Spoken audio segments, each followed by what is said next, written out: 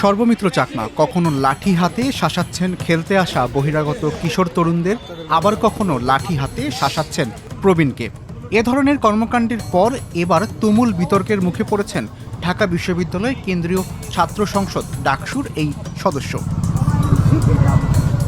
সম্প্রতি সামাজিক যোগাযোগ মাধ্যমের একটি ভিডিওতে দেখা যায় খেলার মাঠে লাঠি হাতে কিশোর তরুণদের কান ধরে ওঠবস করাচ্ছেন সর্বমিত্র। খোঁজ নিয়ে জানা যায় ঘটনাটি ৬ জানুয়ারির। সেদিন ঢাকা বিশ্ববিদ্যালয়ের কেন্দ্রীয় খেলার মাঠে খেলতে আসে প্রায় ৩০ জন কিশোর ও তরুণ। বহিরাগত হওয়ায় তাদের এভাবে শাস্তি দেন সর্বমিত্র। এই ঘটনায় সামাজিক যোগাযোগ মাধ্যমে তীব্র সমালোচনা শুরু হয়। এই রেশ কাটতে না কাটতেই সামনে আসে একই ধরনের আরেকটি ভিডিও। সেখানেও দেখা যায় সর্বমিত্র চাকমা লাঠি হাতে জিমনেশিয়ামের এদিক সেদিক হাঁটছেন, আর তার সামনে কিশোর তরুণরা কান ধরে ওঠবস করছে। কান ধরে ওঠবসের সেই সংখ্যা গুনছেন সর্বমিত্র নিজেই। সর্বমিত্রের লাঠি হাতে এমন আচরণ নতুন নয়। এর আগে সর্বমিত্রের লাঠি হাতে একজন প্রবীণ ব্যক্তিকে শাসাচ্ছেন এমন ভিডিও সামাজিক যোগাযোগ মাধ্যমে ছড়িয়েছিল। সেই সময়েও তার ভূমিকা নিয়ে বেশ সমালোচনা করেছিলেন নেটিজেনরা।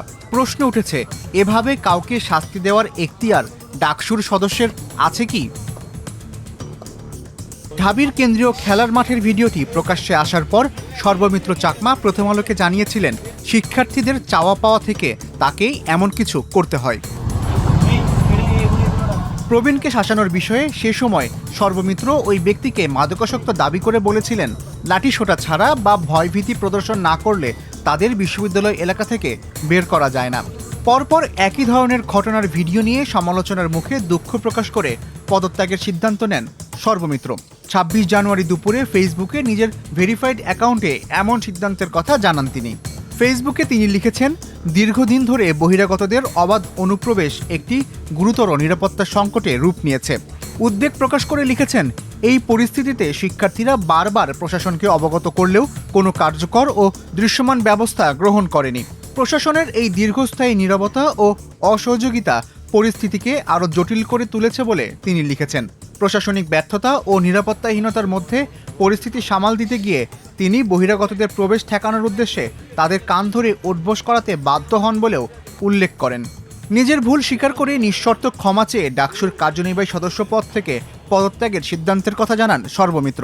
স্ট্যাটাসে তিনি লিখেছেন, এই সিদ্ধান্ত তার ব্যক্তিগত।